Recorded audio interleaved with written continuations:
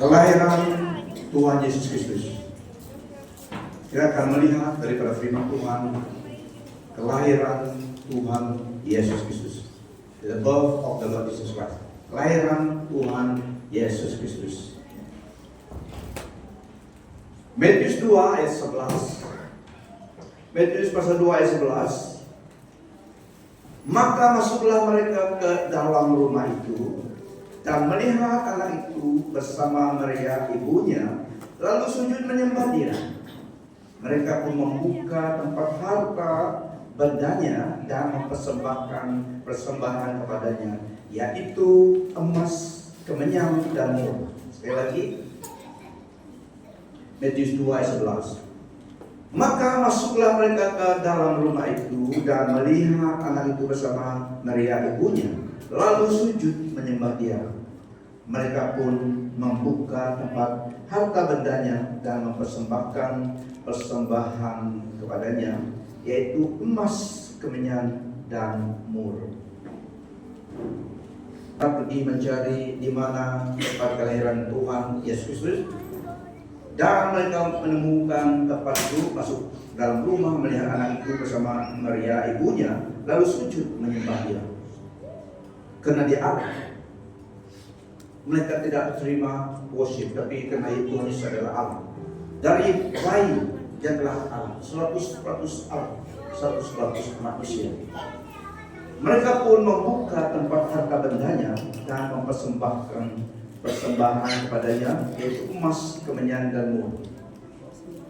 Apabila mereka menyembah dia, tidak sekadar menyembah begitu saja, ada konten penyembahan mereka. Selain mereka memberi hidup mereka, memberi hati mereka, mereka juga menyediakan gift kepada Raja dan saudaranya. By Jesus, they worship Him and they presented the gift. Hati yang telah berserah pada Tuhan dan juga accompanied dengan apa yang ada pada mereka. Pada masa itu inilah ketiga item yang sangat berharga, sangat bernilai dalam masyarakat mereka, yaitu emas, kemenyan, dan mur. Mereka mempersembahkan hidup mereka, they surrendered their life, worship Him, Allah itu, karena dia layak. Dan juga mereka memberi apa yang ada pada mereka.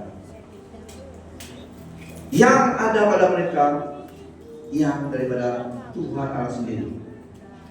Yesaya 9 ayat 6. Sebab seorang anak telah lahir untuk kita, seorang putra telah diberikan untuk kita. Lambang pemerintahan ada di atas bahunya, dan namanya disebutkan orang penasihat ajaib, Allah yang perkasa, Bapa yang kekal, Raja damai. Nah, saudara-saudari, berita Krismas adalah berita kemenangan, berita sukacita, berita harapan, berita kepastian tentang kasih Allah kepada kita.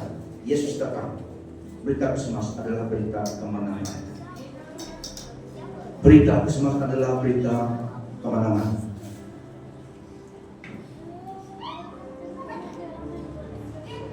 Ada satu bahasa Ibrani saya mau beritahu tadi, tamrik tadi. Ini shalom. Maksudnya victory. Kemenangan, Yesus datang memberikan kemenangan. Kemenangan atas ketakutan, kemenangan atas segala yang negatif, yang akan efek hidup kita. Tapi Yesus datang. Berita Krismas adalah berita kemenangan, berita sukacita, berita harapan, berita kepastian bahwa Allah mengasihi kita as we are. Matius 1. Inilah kisah kelahiran Yesus Kristus. Ibunya Maria bertunangan dengan Yusuf. Tetapi sebelum perkawinan mereka dilangsungkan, ternyata Maria mengandung melalui Roh Kudus. Yusuf seorang yang saleh, tidak mau memalukan Maria di mata masyarakat. Dia berniat memutuskan pertunangan mereka secara diam-diam.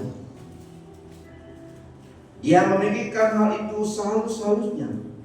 Suatu malam dia bermimpi bahwa malaikat Tuhan memperlihatkan diri kepadanya, lalu berkata, "Hai Yusuf, anak Daud, janganlah takut mengambil Maria sebagai istrimu, karena anak di dalam kandungannya adalah daripada Roh Kudus.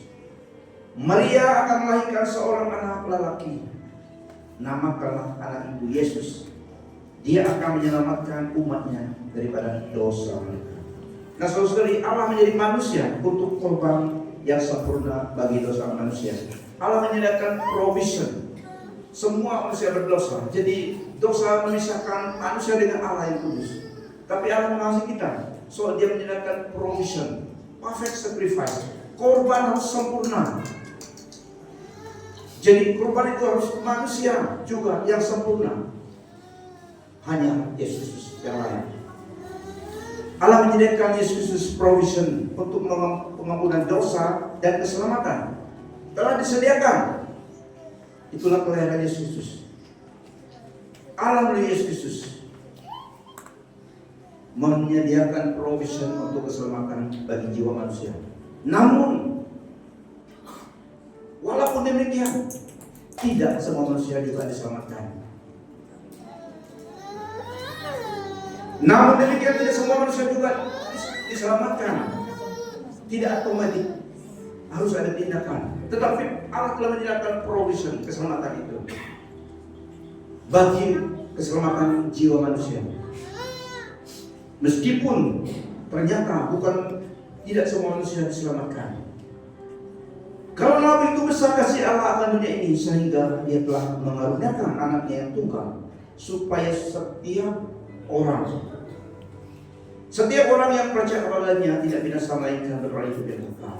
Sebab Allah mengutus anaknya ke dalam dunia bukan untuk menghakimi dunia, melainkan untuk menyelamatkannya oleh Dia. Ada provision Allah, keselamatan. Sebenarnya semua manusia dapat diselamatkan, tapi tidak otomatis. Tetapi rencana Allah adalah menyediakan provision keselamatan itu. Lihat kamu sebelah, bagaimana dengan kamu? Sudah selamat atau belum?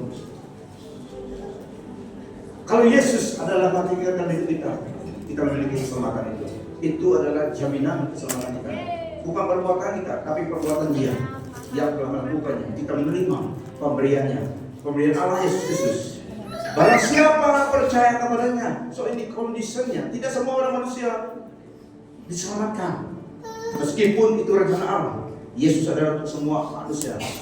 Karena hanya satu Allah, satu juru selamat dalam Yesus Kristus. Barang siapa percaya kepadanya, ia tidak dihukum. Barang siapa tidak percaya, ia telah berada di bawah hukuman. Sebab apa? Sebab ia tidak percaya dalam nama Anak Tunggal Allah, Yesus Kristus. Yesus Kristus adalah korban pendamaian. Yesus Kristus adalah korban pendamaian bagi dosa kita. Malah bukan dosa kita saja, tetapi dosa seluruh umat manusia. Allah mengasihi semua manusia, tidak kira bangsa, agama itu manusia yang buat agama. Yang diselamatkan adalah orang yang dalam Yesus Kristus, yang menerima Yesus sebagai juru selamat. Rencana Allah adalah kasih Allah kepada umat manusia. Tapi ada caranya keselamatan itu sampai kepada orang itu, yaitu melalui Tuhan Yesus Kristus. Dialah korban pendamaian. Nah, karena upah dosa adalah maut. Karena semua orang telah berbuat dosa dan telah kehilangan kemuliaan Allah, dan oleh kasih karunia telah dibenarkan dengan cuma-cuma karena penebusan dalam Yesus Kristus. Penebusan dosa dan keselamatan dalam Tuhan Yesus Kristus. Keselamatan, salvation is free of charge. Karena Tuhan Yesus telah membayarnya. Keselamatan jiwa kita adalah percuma, gratis. Aku susah pikir gratis itu, free of charge. Orang Indonesia bilang gratis. Tetapi harganya mahal. Tidak ada seorang malaikat pun dapat membayar upah dosa dalam maut. Allah sendiri datang, Yesus 100% Allah, 100% manusia, yang memberikan hidupnya menembus, membayar semua. So di dalam Dia kita diterima. Kita Allah lihat kita sebagai tidak berdosa lagi. Sinless before God. Perfect. Acceptable before God. Karena Yesus. Karena kelahiran Yesus datang ke dunia ini, manusia dapat berdamai dengan Allah yang kudus. That connection semula disambung. Dosa memutuskan, tapi Yesus datang buat connection dengan Allah dan manusia. Ada damai dengan Allah yang Maha Kuasa. Karena Yesus Kristus jalannya, jalan pendamaian itu. Harga pendamaian dengan Allah dalam hidupnya. Jalannya yang kudus. Karena dia telah datang, ada pendamaian. Oleh yang demikian, karena kita telah diperbenarkan oleh iman, kita telah berdamai dengan Allah melalui Tuhan kita Yesus Kristus. Karena Allah berkenan bahwa seluruh dirinya berada dalam Dia. Juga melalui Dia Allah mendamaikan segalanya dengan dirinya, baik yang di bumi maupun yang di surga, dengan mengadakan pendamaian melalui pencurahan darahnya di atas salib. Peace with God. Berdamai dengan Allah karena Yesus Kristus. Tapi dengan roh jahat kita tidak berdamai. Kita usir. Tapi orang yang orang dukun tidak ada promosi dari dukun. To appease the spirit, mereka menggunakan darah binatang. Saya sudah cerita itu pada masa yang lalu. Itu caranya to appease the spirit supaya tidak mengganggu mereka lagi. Tapi kita tidak berdamai dengan iblis, kita usir mereka. Mereka takut kepada kita. Kita berdamai dengan Allah dan ada koneksi dengan Tuhan Allah kita. Nah, Yesus datang.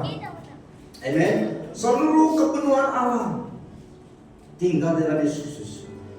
Jesus Christ, He embodied the fullness of the identity of God. Kepenuhan Allah diam di dalam Dia, Yesus Kristus. Semua Allah tinggal pada satu Allah. Dan nama Allah yang finalnya adalah Yesus Kristus. Shaddai, nama manifestasinya waktu dulu Elohim. Yesus Kristus, the deity of God dwell bodily in Jesus Christ. That's why dia namanya berkuasa di surga dan di bumi ini selama-lamanya, di bawah bumi. Nama Yesus. Seperti kita Israel lagu kita tadi. Lagu itu diambil dari firman Tuhan. Sesuai iblis tidak senang dengan lagu demikian. Mengistiakan nama Yesus. Nama Dia di atas segalanya. Berkuasa atas sakit penyakit, atas maut sekalipun. Iblis takut. Kelahiran Yesus juga membawa kita menjadi ciptaan baru melalui Dia. Yang lama telah berlalu, sesungguhnya yang baru datang. Sesiapa yang menerima Yesus sebagai Tuhan dan Juru Selamat memberi menjadi ciptaan baru, DNA baru dari Allah, menjadi ciptaan baru, rohani kita. Tuhan bekerja di dalam hati kita melalui kehidupan kita, inside and out. Tidak di luar ke dalam, tapi inside and out.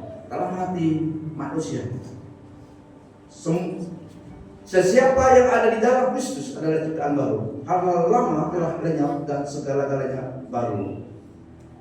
Dan semuanya ini dari Allah yang dengan perantaraan Kristus telah mendamaikan kita dengan dirinya dan yang telah mempercayakan pelayanan pendamaian itu kepada kami. Sebab Allah mendamaikan dunia dengan dirinya oleh Kristus dengan tidak menghitungkan pelanggaran mereka.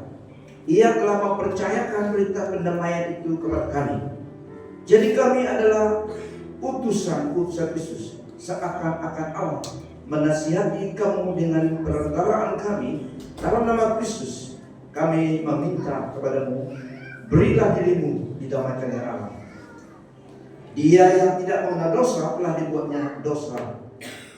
Dia yang tidak mengenal dosa telah dibuatnya menjadi dosa karena kita, supaya di dalam Dia kita dibenarkan oleh Allah. Orang percaya pada Yesus diberinya Roh Kristus menjadi ciptaan baru. Progression. Tidak ada one off. Progression. sudah setiap hari tetap pada Tuhan, menerima portion of His grace, every day. Tidak dirubah, personality, karakter dirubah menjadi serupa dengan Yesus. Tuhan Roh Kudus bekerja dalam hati orang percaya, menjadi ciptaan baru. Itulah kelayakan surga, karena semua yang penghuni surga adalah ciptaan baru, yang lama ditinggalkan. Nah, Dia juga setelah membuat manusia kita orang percaya menjadi ciptaan baru, Dia memberi rohnya, menandai kita, Dia cok kita dengan Roh Kudus, menandai kita miliknya. Roh Allah diberikan portion of His Spirit dan letakkan dalam setiap hati orang percaya untuk mengenal Dia, supaya dan untuk menyembah Dia, dan supaya untuk menjadi saksi Kristus di dunia ini. Rohnya itu yang memberi kita kuasa. Selain pada tanda milik Allah, Roh Kudus yang diberikan dalam hati kita memberi kita wibawa authority sebagai orang percaya, the body of Christ on earth. Kamu juga dalam Kristus setelah mendengar kata kebenaran, yaitu Injil tentang penyelamatanmu, dan dalamnya setelah mempercayainya, kamu telah dimeteraikan dengan Roh Kudus yang dijanjikannya, yang menjadi jaminan bagi warisan kita hingga penebusan orang yang dimiliki Allah. Segala puji bagi kemuliaan-Nya. Dan juga Roh Kudus diberikan selain menandakan kita milik Tuhan, seal us, we belong to God, supaya roh jahat tidak dapat mengganggu kita, merebut kita lagi, karena kita milik Allah. God treasured possession, properti Allah adalah kita, miliknya Tuhan. Hidup kita, tubuh kita, segalanya. Dan memberi kita Roh Kudus bukan saja supaya kita menanda kita menjadi miliknya, tetapi juga supaya kita diberi kuasa menjadi saksi Kristus. Kisah Rasul 1. Tetapi kamu akan menerima kuasa apabila Roh Kudus datang ke atasmu, dan kamu akan menjadi saksiku di Yerusalem, di seluruh Yudea, di Samaria, bahkan sampai ke ujung bumi. Karena segala kuasa di surga dan di bumi ini dalam tangan Tuhan, karena ada satunya Allah. Dia telah ambil kembali authority yang ada dari kepada Lucifer dulu, iblis, diambilkan kembali dalam kemenangan kematian kebangkitannya dan diberi kepada kita. So kita diberi wibawa menjadi saksi Kristus dimanapun kita berada. Yerusalem, Samaria, itu kepada mereka Israel. Yerusalem, Judea, Samaria, and the bagian of the earth. Bagi kita kepada keluarga jiran kita dan di mana kita berada. Semua orang percaya satu tugas yang luhur yang Allah percayakan, demand from us is to be Christ witnesses. Menjadi saksi Kristus. Meskipun kita tidak semua dipanggil menentukan pekerjaan kita dan pergi full time, tidak. Kita melayani Tuhan di tempat kita berada dalam vocation profession kita as of now. Until then, God call us single out, kita meninggalkan, and then we better back to God. Or else kita dimanapun kita berada, like businessman, businesswoman, engineer, doctor, dentist, mechanic, farmer, cucuk, coy, tanaman, whatever we do, semua kita jadi saksi Kristus. Itu kehendak Tuhan. Dan karena kita dapat menjadi saksi Kristus, diberikan kuasanya, Roh Kudus diberikan. Represent Allah. Roh Kudus memampukan kita, memberanikan kita. Waktu Petrus belum dipenuhi dengan Roh Kudus, servant girl katakan, kamu juga dengan dia di kebun sana tadi, di Mount of Olive. Dia menyangkal 2 kali, 3 kali, 2 kali servant girls remaja, kamu satu dengan mereka, because your action give in Galilea. Sampai dia sumpah, no, saya tidak. Tuhan gunakan apa? Gunakan apa? Ayam jantan, kok. Terus ingat ya, kata Tuhan Yesus, Allah itu Tuhan kita dapat gunakan apa saja, menyadarkan kita. Sekali Tuhan Allah gunakan keldai, menyadari nabinya Balaam. Keldai itu berbahasa Yahudi, berbicara conversation dengan Balaam. Karena Balaam pukul dokinya. Tuhan buka mulut doki, dia beri dia suara manusia, dia berbicara dengan Balaam. Kenapa kamu pukul saya? Selama ini apakah kamu selalu right saya? Apakah saya pandai berkata-kata? Kenapa kamu pukul saya? Kata doki itu keldai. Tuhan gunakan ciptaan atasnya. Itu sih saya barang oleh God. Amen. Dia tidak terbatas. Dan dia beri kita kuasa wibawa. Aku telah memberimu, Tuhan Yesus yang berbicara. Saya ulangi, I repeat what God says through Christ. Saya ulangi, dan Lukas 10 ayat 19-20. Ini kata Tuhan Yesus. Aku telah memberimu kuasa untuk memijak ular dan kalajengking, serta kuasa atas segala kekuatan musuh. Tiada apa-apa yang dapat mencederakan kamu. Pertama, Tuhan berkata, bukan dia akan memberi, dia telah memberi kepada kita dalam tubuh Kristus. Aku telah memberimu kuasa untuk memijak ular dan kalajengking, serta kuasa atas segala kekuatan musuh. Tiada apa-apa yang dapat mencederakan kamu. Ular dan kalajengking, scorpions, melambangkan bukan literally ular yang dimaksudkan pertama, tapi melambangkan kuasa kegelapan. So Tuhan Yesus memberi kita kuasa untuk menginjak maksudnya mengalahkan, menewaskan kuasa kegelapan. Karena setiap orang percaya memiliki musuh. Musuh yang tidak kelihatan adalah iblis, roh-roh jahat. Kamu tidak dapat lari. Sebagai orang percaya, kau bukan dengan musuh yang sama, yang usaha mencari menjatuhkan imanmu. Tapi karena itu bisnis ya, who cares? Kita diberi kuasa, dan apabila kita recognize itu, kita usir dalam nama Yesus. Karena Tuhan Yesus beri kita kuasa itu, dia tahu kita akan encounter dengan kegelapan, roh kegelapan. As introduced sebagai saksinya. Dan pertama dia memberikan kuasa untuk mengalahkan. Tiada apa-apa, so artinya tidak ada apa-apa, nothing salva enemy. Tidak ada apa-apa yang dapat membahayakan, mencederakan kamu. Ayat 20 lebih hebat lagi. Tetapi jangan kamu bersukacita karena segala roh iblis menurut perintahmu. Tetapi bersukacitalah karena namamu tercatat di surga. Di GPN ada, tapi di GPN surga ada juga. Haleluya, amen. Karena kita warga negara surga. Kau Yesus katakan demikian. Lihat kawanmu, He is speaking to you.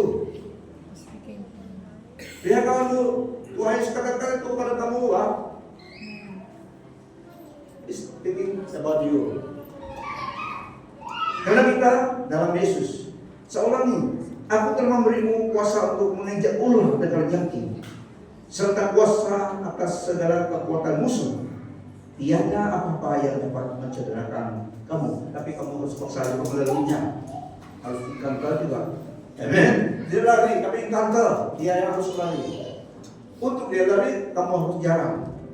Give way. Kau bilang dia give way. Tapi kalau kamu berhenti, kalau kamu lari, tetap di situ. Allah menjanjikan kepada orang Israel semua ada promised land, tapi mereka tetap turut berperang. Tidak begitu saja, bukan magic, bukan pitapan, tapi harus encounter. Itu juga kita. Tapi kita harus melakukan iman berdasarkan firman Tuhan. Give way, dia jalan. Amen. Tapi kita harus pergi. Hold your fear. Be courageous, kata firman Tuhan. Menghadapi musuh. Karena memang kita akan melihat the ugliness of the wicked one. Tapi kita awareness Tuhan sertai kita. Saya jalan give way. Itu lebih stabil kita. As long kita tahu kebenaran itu milik kita. Jika kita tidak tahu, dia menipu kita. Dia telah terkalah oleh Tuhan Yesus dan Tuhan beri kita delegated authority. Ini adalah kemenangan Kristus, tapi diberi kepada kita sebagai tubuh Kristus. To exalt His reign on earth.